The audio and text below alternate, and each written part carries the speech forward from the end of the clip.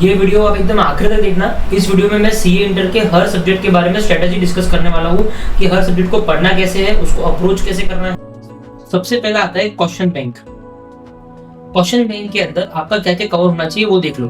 ठीक है, सबसे पहले आपका कवर होना चाहिए आईसीआई का स्टडी मेट के सारे क्वेश्चंस, आपके आरटीपीस क्या होना चाहिए, आरटीपीस। आरटीपीस के साथ में क्या कवर होना चाहिए, 5 पेपर के सजेस्टेड आंसर्स, राइट। उसके बाद में क्या कवर होना चाहिए, आपके मॉक टेस्ट क्वेश्चंस। ठीक है, आरटीपीएस और सजेस्टेड बहुत इंपॉर्टेंट है। अभी ये जो आरटीपीएस और सजेस्टेड है ना, ये बेसिकली मई 2018 से जब से न्यू कोर्स आया है तब से टिल डेट तक के आपको ये कवर करनी है। तो अगर आप कोई अच्छा क्वेश्चन बैंक लोगे तो उसमें आपको सब कुछ कवर मिल जाएगा। ठीक है, now I come to two subject basically, one is accounts and the other one is costing. सबसे पहले हम लोग देखते हैं कि एडवांस अकाउंट्स में दो अकाउंट्स एडवांस अकाउंट्स में दो अलग अलग तरीके की चीजें हैं।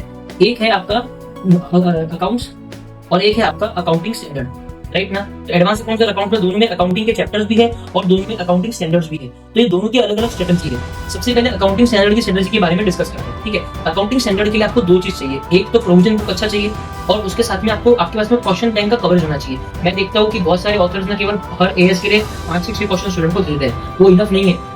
आपको बहुत सारे क्वेश्चन करने चाहिए। तो you should you can use a book of BS Rawat sir. BS Rawat sir की एक सिर्फ अकाउंटिंग स्टैंडर्ड्स के ऊपर बुक है जो बहुत प्यारी बुक है। उसके अंदर प्रोविजंस बहुत अच्छे तरीके से कवर्ड है और क्वेश्चंस भी कवर्ड है। अगर आपके ऑथर की बुक में प्रोविजंस कवर्ड होंगे तो चलेगा, नहीं तो आप स्टडी मटेरियल से भी प्रोविजंस पढ़ सकते हो। सबसे फर्स्ट स्टेप क्या है, स्टेप नंबर 1 क्या है, एएस करते समय स्टेप नंबर 1 क्या है। स्टेप नंबर 1 है कि आपको पहले पूरा प्रोविजंस पढ़ लेना है, अच्छे से पूरा प्रोविजन पढ़ लो। अगर आप स्टडी मैट से पढ़ रहे हो तो स्टडी मैट से, ऑथर की बुक से पढ़ रहे हो तो ऑथर की बुक से, बीएस रावत सर की बुक से पढ़ रहे हो तो उससे। आपको पूरा प्रोविजन पढ़ लेना है और जो भी इंपॉर्टेंट लाइंस है उसको मार्क कर लेना है। तो स्टेप 1 है underline the provisions, underline the provisions. सारे प्रोविजंस जो भी इंपॉर्टेंट लाइंस है उस एएस में सबको अंडरलाइन कर लो, पूरा प्रोविजन के ऊपर कमांड डालो। स्टेप नंबर 2 क्या है कि आपके पास में पूरा क्वेश्चन बैंक रहना चाहिए। क्वेश्चन बैंक में क्या क्या आना चाहिए मैंने ऊपर डिस्कस कर लिया। उतने क्वेश्चंस मिनिमम आपको करने चाहिए। अगर आपके पास में कोई अच्छा कंपाइलेशन एएस के लिए नहीं है तो मैं आपको सजेस्ट कर दूंगा। स्टेप नंबर 2 में आपको क्या करना चाहिए, क्वेश्चंस आपको खुद से करने चाहिए। एएस के सारे क्वेश्चंस ना खुद से करो, आंसर मत देखो, क्योंकि आपने ऑलरेडी प्रोविजन पढ़ के पूरा लर्निंग कर लिया है। अब फिर से क्वेश्चन पढ़ोगे और आंसर भी देखोगे तो फिर फायदा क्या होगा। तो उन क्वेश्चंस पे खुद को अप्लाई करो, देखो कि मेरे को वो आ रहा है या नहीं आ रहा। हर एक एएस का क्वेश्चन जब करोगे ऐसा अज्यूम करो कि एग्जाम में आ गया, तब मैं क्या करने वाला हूँ। ठीक है, तो आपको पता चलेगा कि आप क्या गलतियां कर रहे हो और आप उस गलतियों से सीखोगे। हर एएस में आप इंपॉर्टेंट लाइंस को अंडरलाइन कर लो आंसर के अंदर। क्वेश्चन बैंक में जितने भी इंपॉर्टेंट लाइंस है, क्वेश्चन के अंदर की इंपॉर्टेंट लाइंस और आंसर के अंदर की इंपॉर्टेंट लाइंस, उन दोनों को अंडरलाइन करना बहुत जरूरी है। ठीक है, क्योंकि रिवीजन के टाइम पे आप पूरे एएस नहीं पढ़ पाओगे। और स्टेप नंबर 3 आखिरी क्या है कि अगर मान लीजिए वो एएस थ्योरी एएस है, जैसे कि एएस 29 हो गया आपका, provision condition liabilities condition asset वाला हो गया। ठीक है, उसके बाद में आपका एएस 4 हो गया, ये सब थ्योरी एएस है। ठीक है, तो थ्योरी एएस में आपको क्या करना है, आपको देखना है कि कितने ऐसे पार्ट है एएस के जो क्वेश्चन बुक में कवर हो चुके हैं, लेकिन ऐसे कुछ प्रोविजंस होंगे जिन पे अभी तक क्वेश्चंस आए ही नहीं है, उनको प्रोविजन बुक में जाके सेपरेटली मार्क कर दो। तो रिवीजन के टाइम पे मैं क्या करूंगा, मैं डायरेक्टली क्वेश्चन बुक उठाऊंगा और जितने भी क्वेश्चन मैंने मार्क किए हैं, अगर मान लीजिए 2-4 क्वेश्चन सेम है तो दोनों एक रखो और बाकी सारे काट दो। ऐसा करके क्वेश्चन बुक को पहले सॉल्व कर लो। और जब रिवीजन करूंगा तो पहले क्वेश्चन बुक अच्छे से कर लूंगा, जो भी मेरी अंडरलाइन है उसको पढ़ लूंगा। देन मैं प्रोविजन बुक में जाऊंगा और जो मेरी मार्किंग कर रखी है, जो क्वेश्चन बुक में कवर नहीं है, उनको मैं सेपरेटली वहां पे स्टडी मैट में कवर कर लूंगा। ठीक है, इस तरीके से अपना करना है। और स्टेप 3 जो है, मेरा लास्ट स्टेप जो है वो यही है कि जो भी मेरा सॉर्टिंग है बेसिकली वो मुझे करना है। ठीक है, कि कितने ऐसे प्रोविजन है एएस में जो मेरे क्वेश्चन बैंक में कवर्ड है और कितने हैं जो प्रोविजन बुक में कवर्ड है लेकिन क्वेश्चन उसमें नहीं आए। ये पूरा एएस को लेके हो गया। एएस का आंसर 3 पैराग्राफ में डिस्प्ले करना है। पहला पैराग्राफ प्रोविजन रहेगा, सेकंड पैराग्राफ क्वेश्चन आपके फैक्ट्स ऑफ द केस रहेंगे और थर्ड रहेगा आपका कंक्लूजन। आपका प्रोविजन बड़ा होना चाहिए। बहुत सारे बच्चे प्रोविजन छोटा लिखते हैं, फैक्ट्स ऑफ द केस एकदम बड़ा लिखते हैं। आपका प्रोविजन बड़ा रहना चाहिए, फैक्ट्स ऑफ द केस उससे छोटा रहना चाहिए, कंक्लूजन उससे छोटा रहना चाहिए। जब आप कोई भी एएस का आंसर लिखोगे तो आपको स्टार्ट कैसे करना है, as per the relevant paragraph of AS number 29, as per relevant para of AS 4। ठीक है, तो आपको रेलेवेंट पैरा वाला वर्ड जो है वो यूज करना है। एएस को लेके मैंने पूरा इन्फॉर्मेशन आपको दे दिया। ठीक है, इन एएस के ऊपर आपके कुछ रिवीजन वीडियोस रहेंगे, उसके थ्रू भी आप बाद में रिवाइज कर सकते हो, खुद की मार्किंग से भी आप रिवाइज कर सकते हो। उसके बाद में ये भी डिस्कशन हमारा एएस को हो गया है ना। अभी एएस के अलावा बेसिकली अब जो बचता है वो होते हैं प्रैक्टिकल क्वेश्चंस, करेक्ट। तो कॉस्टिंग में पूरे प्रैक्टिकल क्वेश्चन आते हैं, एडवांस अकाउंट्स में और अकाउंट्स में भी प्रैक्टिकल क्वेश्चंस आते हैं। तो अब क्या बचता है, प्रैक्टिकल क्वेश्चंस। ठीक है, प्रैक्टिकल क्वेश्चन को कैसे करना है। ठीक है, प्रैक्टिकल क्वेश्चन में सबसे पहला आता है सॉल्व द क्वेश्चंस। देखो सबसे पहले तो मैंने आपको बोल दिया कि क्वेश्चन बैंक का मतलब क्या है। क्वेश्चन बैंक का मतलब कि आईसीआई के स्टडी मटेरियल के सारे क्वेश्चंस, पिछले 5 आरटीपीएस के सारे क्वेश्चंस, 5 सजेशन आंसर्स के सारे क्वेश्चंस। जितने क्वेश्चंस आप करोगे उतना ही आपका कंसेप्ट अच्छा होगा, ठीक है। अब आपको क्या है, मान लीजिए मैं कॉस्टिंग के अंदर मैंने मटेरियल कॉस्टिंग लिया, या अकाउंट्स के अंदर डिपार्टमेंटल अकाउंट्स लिया, एडवांस का अकाउंट्स के अंदर पार्टनरशिप लिया, सब कोई भी चैप्टर मैंने लिए, इनमें मान लीजिए 50 या 100 क्वेश्चन मैं कर रहा हूँ, तो इनमें कुछ क्वेश्चन ऐसे होंगे जो सिमिलर सिमिलर से होंगे। जैसे ये 4-5 क्वेश्चन एक जैसे, ये बस नाम और फिगर चेंज करते हैं, तो उनमें से कोई भी एक क्वेश्चन को आप लिख के करोगे, ठीक है, बिना लिखे लिख के करोगे, बचे हुए क्वेश्चन को कैलकुलेटर के ऊपर करोगे, ठीक है। और उन चारों पांचों में से जो भी सबसे अच्छा क्वेश्चन है उसको आप मार्क कर लोगे कि मैं रिवीजन के टाइम पर सिर्फ ये एक क्वेश्चन देखने वाला हूँ। क्यों? क्योंकि वो 5 सिमिलर थे, उसमें से एक ही मैं रिवीजन के टाइम पे करने वाला हूँ। ये आपकी पूरी मार्किंग कॉस्टिंग में, अकाउंट्स में, एडवांस अकाउंट्स में हो जानी चाहिए।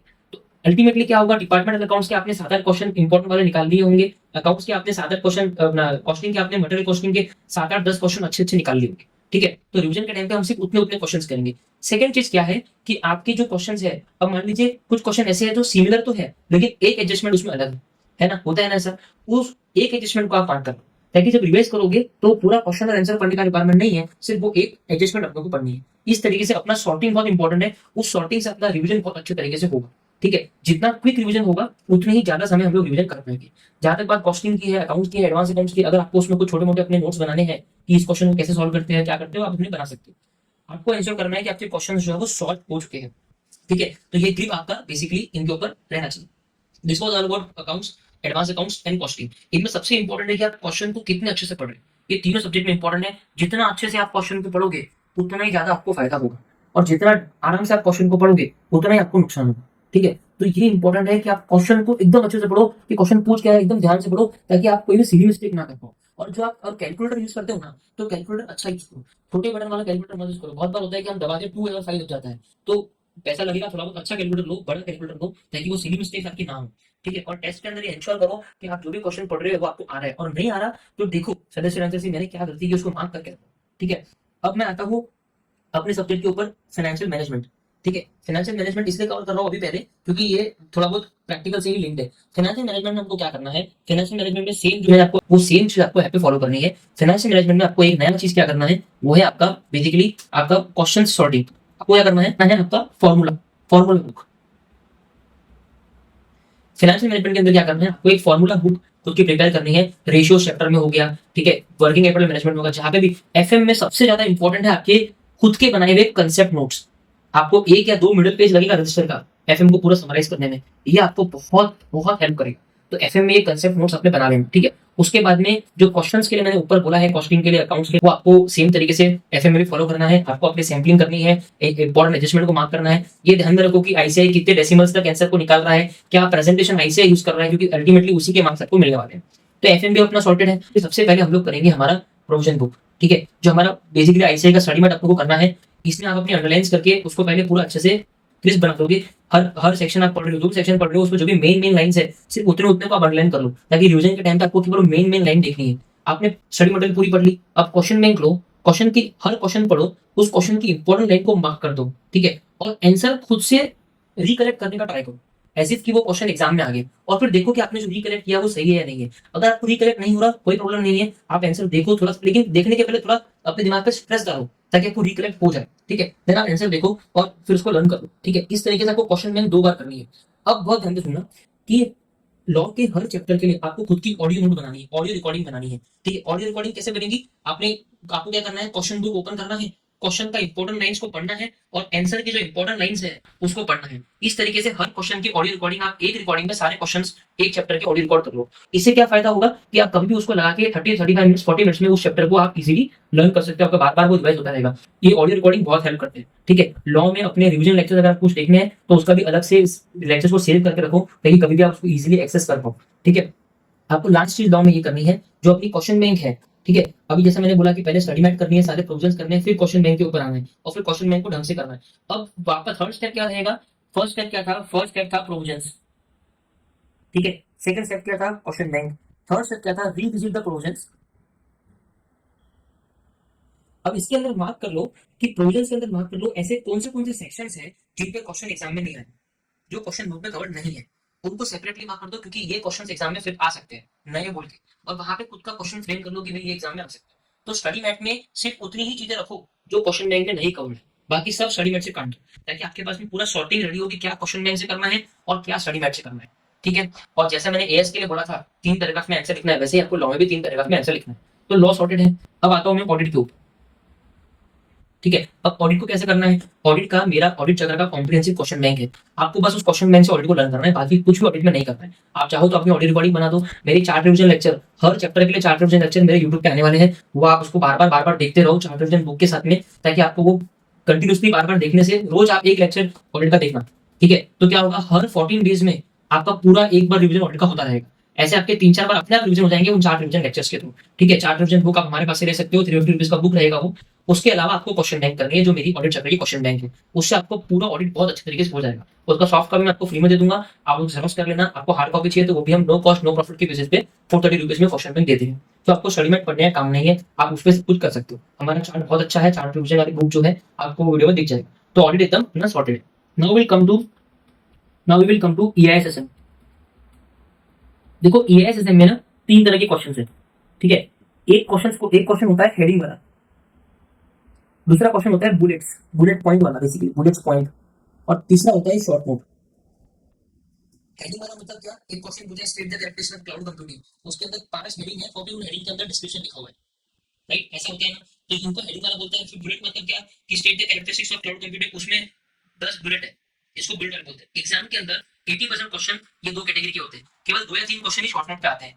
आपको क्या करना है, आपको एक अच्छा क्वेश्चन बैंक यूज करना है। ठीक है, सबसे पहले आईएएस का फर्स्ट स्टेप क्या है, take the question bank and start learning the question bank, start making your underlines. ठीक है, वो सबको करना है। उसके बाद में क्या करना है, आपको स्टडी मैट ओपन करना है आईसीआई का, और देखना है कि 2 कैटेगरी की कितनी ऐसी चीजें हैं जो क्वेश्चन बैंक में कवर नहीं हुई। Say for example characteristics of cloud computing study mat में तो है, लेकिन क्वेश्चन बैंक में कवर नहीं है, इसका मतलब इस पे क्वेश्चन आ सकता है, तो अपना क्वेश्चन बना दो। ऐसे ही आपके पास में हर चैप्टर का, ईआईएसएसएम के हर चैप्टर का आपके पास में मैक्सिमम पॉसिबल क्वेश्चंस का लिस्ट होना चाहिए। ठीक है, ताकि आपका कोई भी एग्जाम में क्वेश्चन ऐसा ना हो जो आपका मिस हो जाए, आप उसका आंसर स्वैप कर दो। ठीक है, तो जितने क्वेश्चन बैंक में कवर्ड है वो तो ठीक है, उसके अलावा क्वेश्चन आपको खुद से बनाने हैं स्टडी मैट में देख देख के, कौन से जो बुलेट फॉर्म में है या फिर हेडिंग के फॉर्मेट में है। ठीक है, जो ऑडियो रिकॉर्डिंग का कंसेप्ट मैंने लॉन्ग बताया था, वो ऑडियो रिकॉर्डिंग का कंसेप्ट आप ईआईएसएसएम में भी यूज कर सकते हो। ईआईएसएसएम में खुद के मिनोमिक्स बना के भी आपको लर्निंग अच्छे तरीके से हो सकती है। ईआईएसएसएम में भी कितने बार रिवाइज करते हो वो बहुत इंपॉर्टेंट है। ठीक है, शॉर्ट नोट के आंसर्स को आपको 1-2 बार पढ़ना है, ज्यादा इंपॉर्टेंस इनको आपको नहीं देना है, 1-2 बार पढ़ना है। ठीक है, इस तरीके से हमारा ईआईएसएसएम भी हो गया। हमारे सीएसआरटी के एप्लीकेशन पे 1200 ऑनलाइन एमसीक्यू का टेस्ट अवेलेबल है ईआईएसएसएम के लिए, वो आप सॉल्व करना, उसमें एमसीक्यू का बहुत अच्छा प्रैक्टिस आपका हो जाएगा। ठीक है, अभी मैं आता हूँ, मैंने ग्रुप 2 के सारे सब्जेक्ट डिस्कस कर लिए। अब मेरा बचता है डायरेक्ट टैक्सेस और इनडायरेक्ट टैक्सेस। सबसे पहले मैं डिस्कस करता हूँ डायरेक्ट टैक्स। ठीक है, डायरेक्ट टैक्स आपको कैसे करना है, आपको सिंपली पहले आपको प्रोविजंस करने हैं, अपने ऑथर की बुक से पहले आपको सारे प्रोविजंस करने हैं। प्रोविजंस के बाद में आपको करने हैं आपके क्वेश्चन बैंक।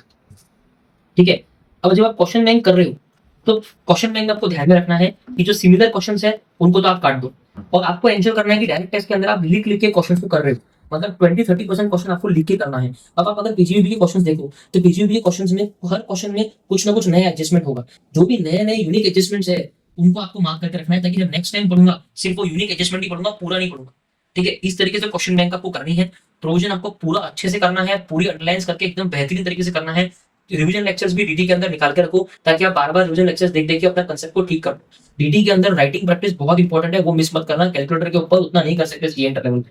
ठीक है, कमिंग टू आईडीटी बहुत ही अच्छे तरीके से आप कर सकते हो। आईडीटी में आपको मैं एक स्ट्रेटजी बताता हूँ। आईडीटी में आप है ना विशाल बटर सर का चार्ट ले लो, उस चार्ट को दीवार पे लगा लो, देन आप स्टडी मटेरियल लो, जितनी भी चीजें उस चार्ट में कवर नहीं है उनको आप स्टिक नोट बना के लिख के उस चार्ट पे कवर कर दो।